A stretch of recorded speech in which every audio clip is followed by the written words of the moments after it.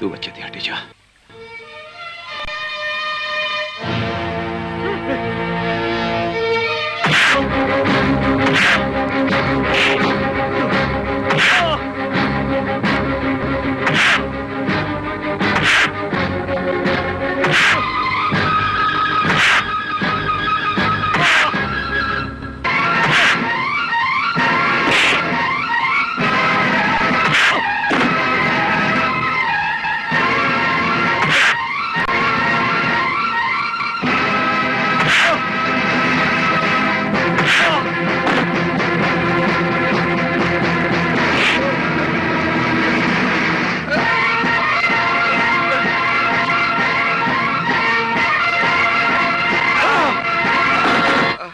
પકડી જવાને એને પણ।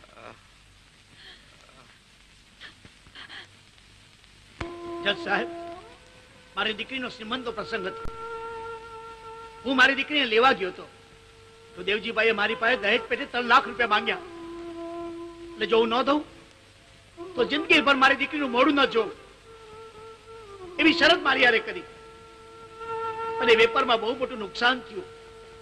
હું રૂપિયા ન દઈ શક્યો એટલે આ લોકોએ મારી દીકરીને મારી નાખી છે સાહેબ, મારી નાખી। મિલોડ, ફરિયાદી પાસે શું પુરાવો છે કે દેવજીભાઈએ એમની દીકરીને મારી નાખી? પુરાવો હતો જજ સાહેબ મારી પાસે, પણ આ જેઠો દેવજીનો દીકરો એ ચિઠ્ઠી એને ફાડી નાખી। તદ્દન ખોટી વાત છે જજ સાહેબ। મોહનભાઈ કોર્ટને ગેરમાર્ગે દોરી રહ્યા છે। સાચી વાત છે જજ સાહેબ, મોહનભાઈ અદાલતને ગેરમાર્ગે દોરી રહ્યા છે। દીકરા, જજ સાહેબ, આ છે એ ચિઠ્ઠી જે મારે બનેવી ગોપાલે લખી હતી, જેનાથી સાબિત થાય છે કે આ લોકોએ મારી બહેનની હત્યા કરી છે।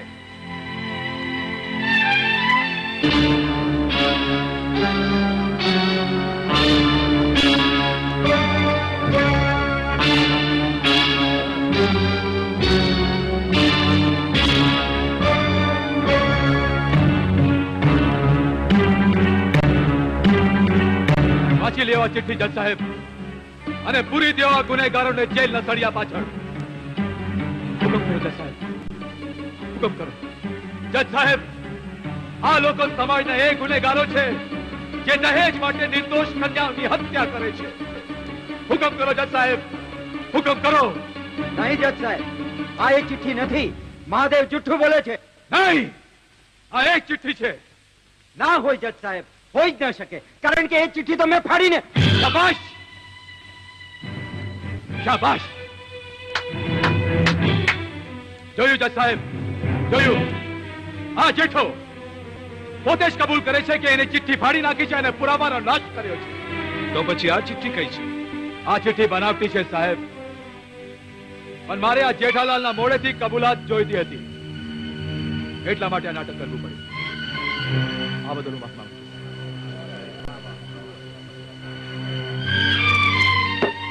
Order, order.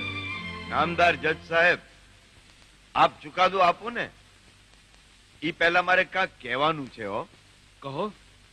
આભાર નામદાર સાહેબ। મારા છોકરાએ ચિઠ્ઠી ફાડી નાખી, એનો અર્થ એવો થોડો થાય છે કે એને પુરાવાનો નાશ કરી નાખ્યો? ઓબ્જેક્શન મિલોર્ડ, પુરાવાનો નાશ કરવા સિવાય આ ચિઠ્ઠી ફાડવાનો બીજો કે હેતુ હોઈ શકે? છે જજ સાહેબ, છે। ચિઠ્ઠી ફાડવા પાછળ મારા દીકરાનો ઈરાદો અમારા આબરૂદાર કુટુંબની આબરૂ બચાવવાનો હતો। અમારા ખાનદાનની આબરૂ ન જાય એ હારું આ વાત જાહેર કરવા નહોતો માંગતો, પણ હવે મારે ન છૂટકે જાહેર કરવું પડશે સાહેબ કે પત્રમાં મારા ખોરડાની પુત્રવધુ ચારિત્રહીન હોવાનો પુરાવો હતો સાહેબ, ચારિત્રહીન। અરે હા સાહેબ, આ મરનાર કુંજલના પોતાને હાથે લખાયેલા ઈ કાગળમાં એને પોતાના આડા સંબંધોની કબૂલાત કરી હતી, કબૂલાત. અને આ વાતની અમને લોકોને જાણ થતા શરમના માર્યા એને આપઘાત કર્યો. નહીં નહીં જજ સાહેબ. હા જજ સાહેબ, હા. અને એના આડા સંબંધોનો નફાવટ સાથીદાર હતો આ મહાદેવ. નહીં જજ સાહેબ, સગા ભાઈ જો આવા અધમ કામ કરતા હોય તો આ તો હાલી મળેલો ધર્મનો ભાઈ છે. અને આવા ધર્મના ભાઈઓ જ રાખડી બંધાવીને ભાઈ બહેનના પવિત્ર સંબંધને માથે કાળી ટીલી લગાડે છે, કાળી ટીલી.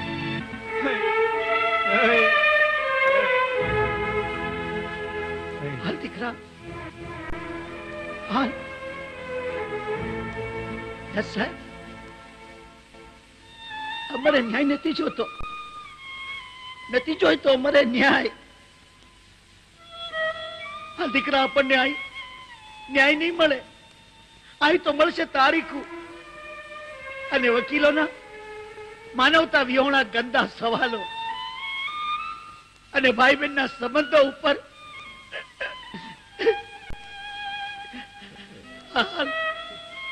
હાલ દીકરા, હાલ મારી આરે, હાલ હાલ બેટા, હાલ. આરોપી અને ફરિયાદ પક્ષની તમામ દલીલો સાંભળ્યા બાદ કોર્ટ એ માને છે કે કુંજલે આપઘાત નથી કર્યો, એની હત્યા થઈ છે.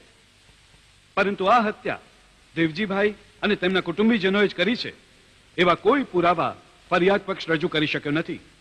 એથી અદાલત દેવજીભાઈ તેમજ જેઠા દેવજીને નિર્દોષ જાહેર કરે છે. નહીં નહીં નહીં નહીં, આ ન્યાય નથી, નથી ન્યાય, આ ન્યાય નથી, આ ન્યાય નથી, નથી ન્યાય, નથી.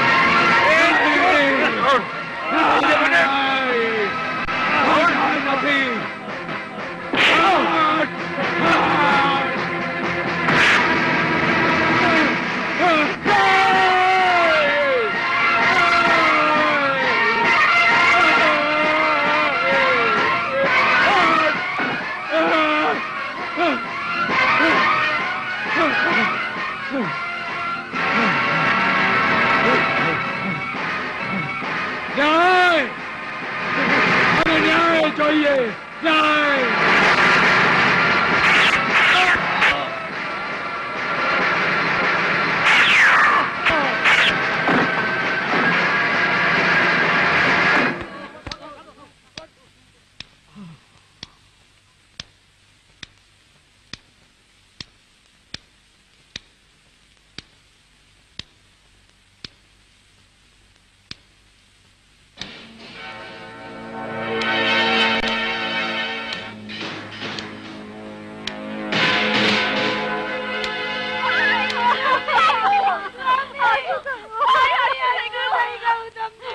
કુંજલ ખૂન કેસમાં દેવજીભાઈના જમાઈ અમથાલાલની જુબાની તથા કુંજલના સાસુ જમનાબેન તથા નણંદ વિજયાબેનની કબૂલાત પરથી સાબિત થાય છે કે મરનાર કુંજલનું ખૂન દેવજીભાઈ, જેઠાલાલ, જમનાબેન અને વિજયાબેને મળીને કર્યું હતું. આથી જમનાબેન અને વિજયાબેન જન્મ ટીપની સજા ફરમાવવામાં આવે છે. એ સાચું છે કે પુરાવાના અભાવે આરોપીને નિર્દોષ જાહેર કરાતા મહાદેવે બંનેનું ખૂન કર્યું, પરંતુ કાયદો હાથમાં લેવાનો કોઈને અધિકાર નથી. આથી મહાદેવને આ અદાલત જન્મ ટીપની સજા ફરમાવે છે. ડોક્ટરી અભિપ્રાય મુજબ માનસિક સમતુલા ગુમાવવાના કારણે આ ખૂન થયું હોવાથી અદાલત મહાદેવને પાગલખાનામાં મોકલી આપવાનો હુકમ કરે છે.